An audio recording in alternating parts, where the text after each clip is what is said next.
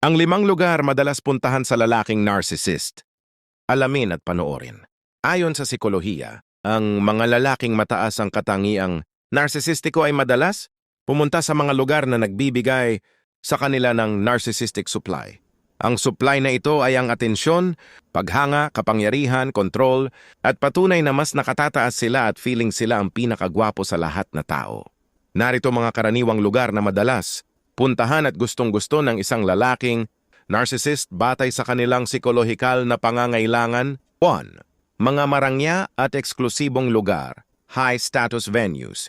Gusto nila na maihalin tulad ang kanilang sarili sa tagumpay at yaman. Kahit sila ay mababa lang, gusto nila tapatan ng mga mayayaman na gaya nilang NPD din. Mga mamahaling lounge, bar o VIP club. Dito sila nakakaramdam ng pagiging espesyal or entitled kung saan tingin nila ay ibang klase ang kanilang antas. Pakiramdam nila VIP sila. Luxury hotels o high-end resorts. Gagamitin nila ito para kumuha ng larawan upang ipakita sa social media ang kanilang perpektong buhay at magandang ngiti at maaliwalas na mukha para makaakit ng maraming biktima. 2. Gym o fitness centers. Para sa maraming lalaking narcissist, particular ang mga somatic narcissist na nakapokus sa pisikal na anyo.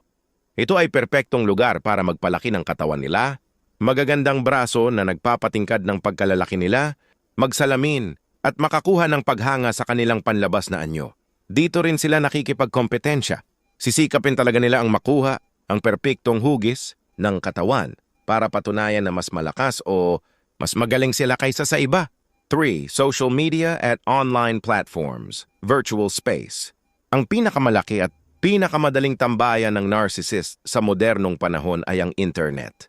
Madalas mo makita sila sa mga sumusunod: Insta, FB, at TikTok. Dito sila tumitira para mag-post ng mga selfie, mag-flex ng nakamit, at paulit-ulit na tinitingnan ang mga likes at comments para pakainin ang kanilang ego.